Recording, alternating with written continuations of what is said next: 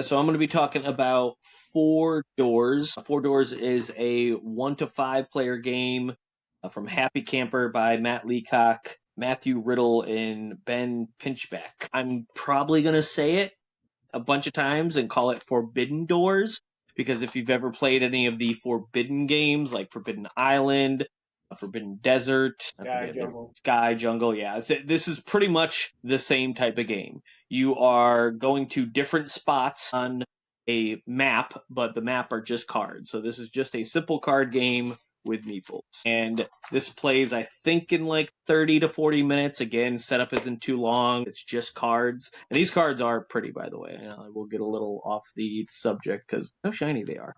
But you're going to these different spots on the tower. So there's this tower, has 4 doors, go figure, that each have a different color. Pretty much each round, the doors get more, I guess, spirits on them. That I won't get into too much of what the lore is, but it pretty much builds bad things on it. And you're supposed to mitigate that with playing cards of the similar color, with the similar rune on it. So each card has like a different colored rune on it.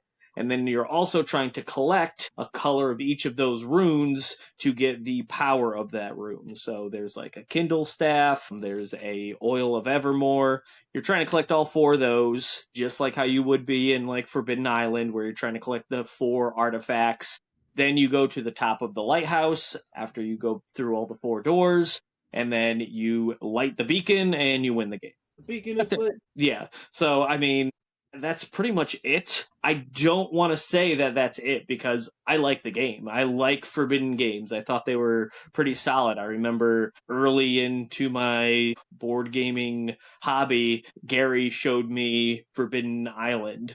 And I was like, oh, this is really cool. Like, it's a co-op game, which I forgot to mention. This is a co-op game, plays exactly like the Forbidden games, and plays a little like Pandemic 2, where you're obviously getting bad things going on the top of the doors, trying to close the doors, and you're trying to mitigate it, just like how you would in Pandemic, where the, disease spreads.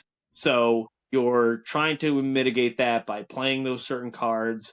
Each person has a little, unique power. So there's different like characters where you can use certain cards to get rid of other cards that you might not be able to. We did figure out that me and Gary agree that the Shadowbringer is really strong because you can use 1 card to get rid of 3, which is usually not the case. Usually it's a 1-for-1 thing. So that's pretty much it for the game. I feel bad not getting more of a review, but this is a solid game. You are working together. You're saying, hey, I have these cards. If you can get us to here, because there's a lot of like, I'll teleport you over to this door if you can mitigate this door. I have now 3 of the 4 colors we need. Does anyone have a blue one? And I do like that because if you're trying to get a card, you sort of have to use it, lose it, or if you see it on the door, you have to be like, oh, I have to get rid of that card, get it into the discard pile, work through the deck, so then we have to shuffle it back into the deck to then be able to search through the deck with special spell cards, because they have spell cards that you have too, where then you can grab the card later. So if there's a card you see, it's not like, oh, there it is, I need to grab it. You have to then work out a plan and work out a way to survive for a while to actually get that card. So I thought that was interesting too. Again, this replaces Forbidden games for me. I'm not really getting too much of a description for it because if you played the Forbidden games, you would understand this game in a second. And even if you haven't, it picks up really quick. And it's a co-op game, so it's great for those new gamers. You can be like, hey, let me show you a game. It's real pretty, obviously. It plays easy. If they don't understand the first couple of turns, you can sort of help walk them through it. Then after 2 or 3 turns, they're going to be like, oh, I get it. I know what I'm doing. And then they can input their ideas. They can be like, oh, I know what's going on. Let me try to do this while you do this. And it just plays great. I would take this over any of the Forbidden games now because it gives you that same feel. It's shorter. Setup is less.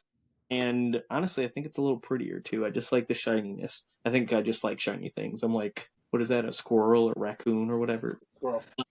Gary, what do you think of the game? So I want to add in a couple things that Yeah. What did I miss? Over. So one of the important things about the game is there's the Nether cards that are effectively destroyed or out of the game. is a mechanic that a lot of times before you'd have tiles destroyed or things removed, and you have to work with that mechanic, and that certain powerful, strong cards, like you said, the spell cards, will send things to the nether. You kind of have to manage that resource of really need to do this in order to move forward. And then one of the conditions of losing is one of the doors shuts. If you haven't collected the relic, then you'll lose that. But you can kind of, once you collected the relic, you can kind of ignore that one and let it shut. It'll shut if there's 3 on one side and you get a 4th, it'll start to shut. So it loses that pandemic sort of problem of, oh, we just had a bad draw of the cascade and it just shuts, but it still has that pressure to it. So I think that was a really good aspect, something different and unique to it. It's going to give you a lot of the same feel, but it also is very compact. Whereas a lot of the other ones take up a lot of space and there's a lot of setup and moving parts and you got to remember everything.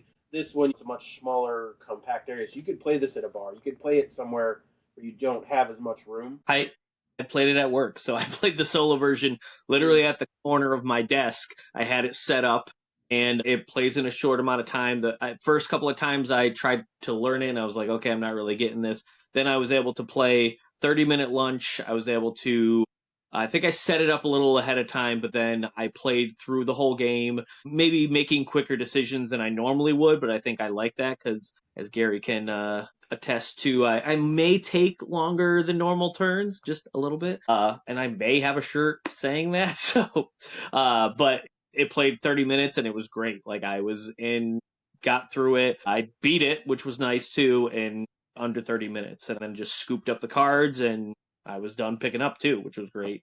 But I mean, it does have solo play. It can play up to 5 players. Yeah, there's a lot going on, and it is a 30-ish minute, which I feel most of the Forbiddens are at least 45 to 60.